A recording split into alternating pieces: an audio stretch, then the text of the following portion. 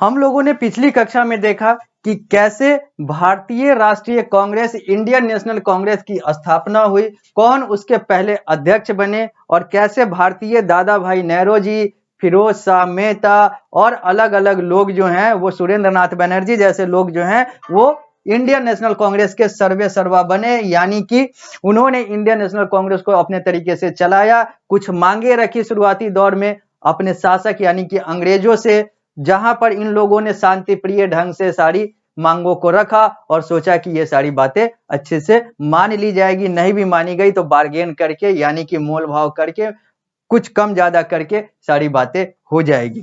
यहीं पर हम लोग पिछली कक्षा को विराम दिए थे। अब हम लोग उसी को आगे बढ़ाते हैं और बात करते हैं आगे की। अब हम लोग आ चुके हैं पृष्ठ संख्या 94 पर। यह आप अपने पुस्तक में देख सकते हैं, पारस प्रकाशन के सामाजिक विज्ञान सामाजिक अध्ययन के पुस्तक में अपनी कक्षा 5 में लिखा हुआ है लेटर। बाद में पहले कौन, तो पहले थे एओ ह्यूम वाला कांग्रेस, जिसके दादा भाई नेहरू जी, सुरेंद्र नाथ बनर्जी, फिरोज शाह मेहता जैसे लोग शुरुआती में थे। अब हम लोग आगे की बात करेंगे। आगे क्या होता है, लेटर, लेटर का मतलब आगे, बाद में the leader like Bal Gangadhar Tilak, Gopal Krishna Gokhale, Chittaranjan Das, VOC Pillai, Lala Lajpat Rai and Bipin Chandrapal joined the Indian National Congress. बाद में दादा भाई नेहरू जी, फिरोज शाह मेहता, सुरेंद्र नाथ बनर्जी के बाद में और भी कुछ लोग जो बड़े नेता इंडियन नेशनल कांग्रेस को ज्वाइन करते हैं, में शामिल होते हैं। उनके नाम हैं बाल गंगाधर तिलक, गोपाल कृष्ण गोखले, चित्तरंजन दास, वीओसी पिल्लई, लाला लाजपत राय और विपिन चंद्रपाल। और भी बहुत सारे होते हैं, ये कुछ प्रमुख नाम है और कुछ के चित्र भी, 4 के चित्र भी यहाँ पर दिए गए हुए हैं। पहला चित्र है लाला लाजपत राय का, दूसरा है विपिन चंद्रपाल का, तीसरे में आते हैं बाल गंगाधर तिलक और चौथे में जो दिख रहे हैं वो है गोपाल कृष्ण गोखले। आगे, they moved the Indian masses with their fiery speeches and demanded immediate action।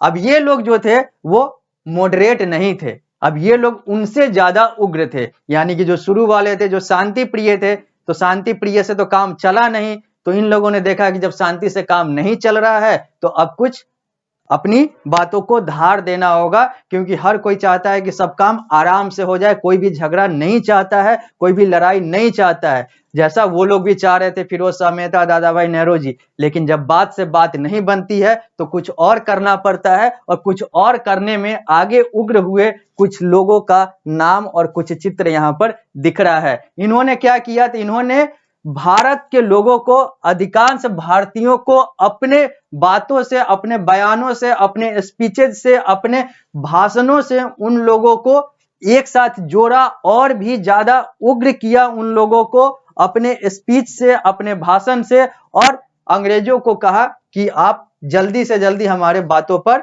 Action लीजिए, हमारे बातों को कार्यान्वित कीजिए, और लोगों को भी कहा कि आप भी तेजी से आगे बढ़ो, क्योंकि बात ऐसे नहीं बनेगी, क्योंकि ये लोग उस तरीके से नहीं मान रहे हैं जिस तरीके से दादा भाई नेहरू जी वाली टीम मना रही थी। तो अब थोड़ा सा आगे उग्र होने की जरूरत है, जैसा लाला लाजपत राय, विपिन चंद्रपाल, बाल गंगाधर तिलक, गोपाल कृष्ण गोखले, वीओसी पिल्लई, इन सबके शासन में हुआ, यानी कि इन सबके कांग्रेसी नेतृत्व में हुआ।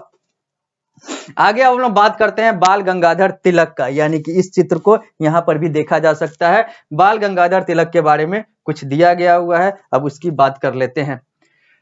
बाल Gangadhar Tilak raise the slogan freedom is my birthright and I shall have it. Bal Gangadhar तिलक ने एक प्रसिद्ध नारा दिया था, स्वराज हमारा जन्मसिद्ध अधिकार है और मैं इसे लेकर रहूंगा। इसे ही अंग्रेजी में कहते हैं freedom is my birthright and I shall have it, यानी कि स्वतंत्रता हमारा, स्वराज हमारा जन्मसिद्ध अधिकार है, बर्थ राइट है, और ये मुझे मिलनी चाहिए, मैं इसे लेकर रहूंगा। ये नारा बाल गंगाधर तिलक यानी कि इस व्यक्ति ने दिया था। He started the newspaper Kesari and Maratha. इन्होंने 2 न्यूज़पेपर, 2 समाचार पत्रों की शुरुआत की, एक केसरी और एक मराठा, क्योंकि समाचार पत्र ही उस समय और अभी भी एक बहुत बड़ा साधन है संचार का, बहुत बड़ा साधन है अपने बातों को दूसरे तक पहुंचाने का।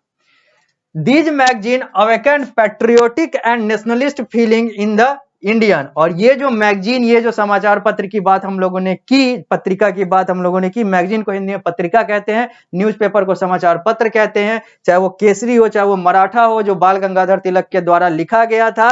ये मैगजीन भारत के लोगों और भारतीयों में पैट्रियोटिक यानी कि देशभक्ति और नेशनलिस्ट यानी कि राष्ट्रवादी फीलिंग यानी कि राष्ट्रवादी जो सोच थी उसको जगाने और मजबूत करने का कार्य करती थी, क्योंकि इसमें वैसे वैसे चीज लिखे जाते थे जिससे लोग जागे, अवेकेंड हो। अवेकेंड का मतलब होता है जागना। Tilak demanded education for his people. Tilak ने मांग की कि उनके लोगों को सही तरीके से शिक्षा मिले, यानी कि बाल गंगाधर तिलक ने।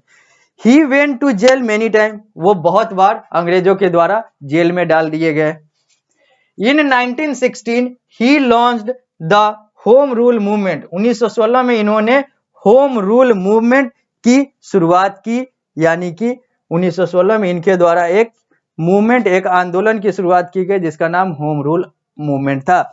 अब हम लोग आगे बढ़ते हैं और बात करते हैं इस चित्र वाले व्यक्ति का जिनका नाम वीओसी पिल्लई है। वीओसी पिल्लई कौन है? वीओसी पिल्लई के बारे में अब हम लोग देखते हैं कि वीओसी पिल्लई का क्या योगदान रहा और वीओसी पिल्लई का क्या तात्पर्य है हमारे स्वतंत्रता संग्राम से।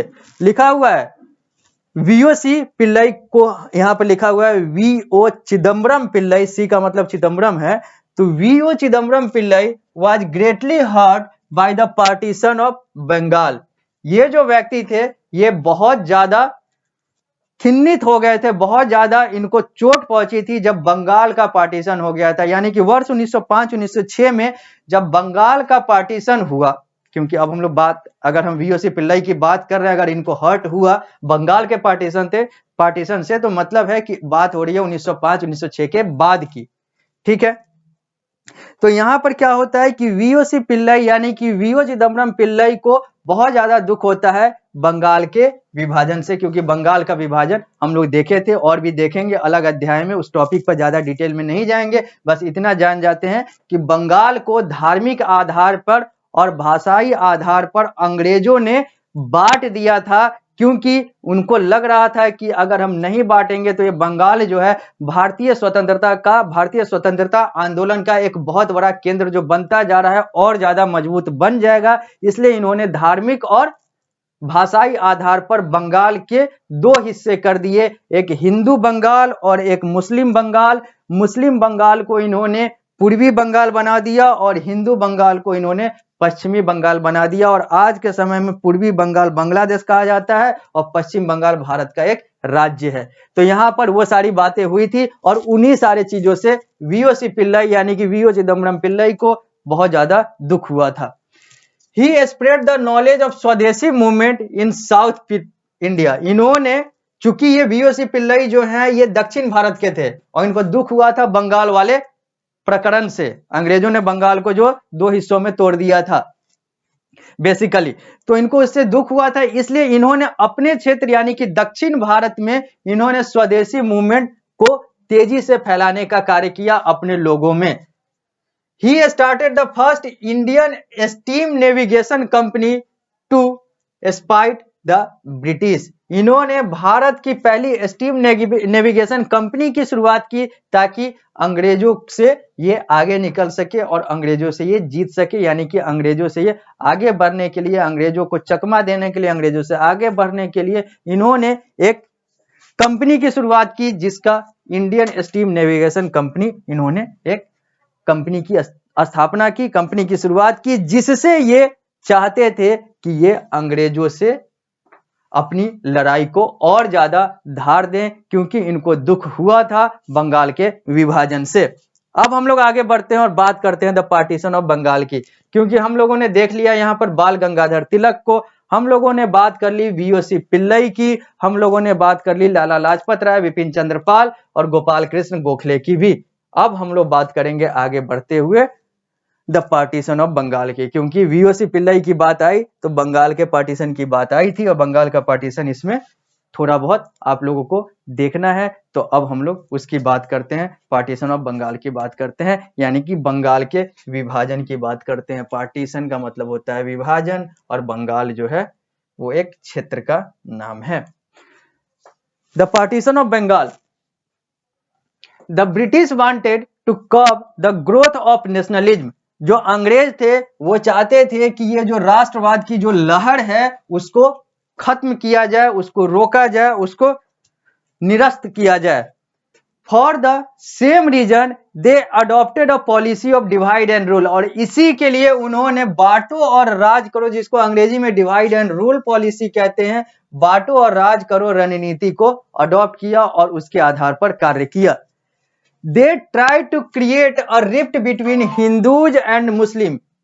इन्होंने यानी कि अंग्रेजों ने, जो खुद हिंदू और मुस्लिम के अलावा के धर्म के थे यानी कि ईसाई थे, उन्होंने हिंदू और मुस्लिम, क्योंकि भारत में अधिकांश लोग जो थे वो हिंदू और मुस्लिम थे, जिसमें हिंदू और मुस्लिमों की आबादी की जनसंख्या थी, तो यहां पर इन्होंने देखा कि इन लोगों को धार्मिक आधार पर बांटा जा सकता है। अगर बांट देंगे तो ये जो राष्ट्रवादी आंदोलन है हमारे खिलाफ, यानी कि अंग्रेजों के खिलाफ, कहे तो ईसाइयों के खिलाफ, धार्मिक आधार पर तो नहीं था, तो अंग्रेजों के खिलाफ, लेकिन जो लड़ाई हो रही थी, जो स्वतंत्रता सेनानी थे भारत के, वो हिंदू और मुस्लिम थे। तो यहां पर इन्होंने देखा कि इस धार्मिक आधार पर इनको बांटा जा सकता है। अंग्रेजों ने देखा कि ऐसे बांटकर हम लोग डिवाइड एंड रूल यानी कि बांट कर राज कर सकते हैं और लंबे समय तक राज कर सकते हैं, क्योंकि यह जो राष्ट्रवाद की लहर है ये बहुत ज्यादा मजबूत होती जा रही है। और इसी के आधार पर इन्होंने आगे की और भी बहुत सारी कार्रवाई की, जिसमें बंगाल का विभाजन, ये सारी बातें आती है। लेकिन इन सारी बातों को हम लोग अगली कक्षा में करेंगे। इस कक्षा को यहीं पर विराम देते हैं, मिलते हैं अगली कक्षा में। तो हम लोग बात करेंगे कि कैसे ये डिवाइड एंड रूल पॉलिसी के तहत अंग्रेजों ने बंगाल का विभाजन किया, हिंदू मुसलमान करके बंगाल का विभाजन किया। तो मिलते हैं अगली कक्षा में।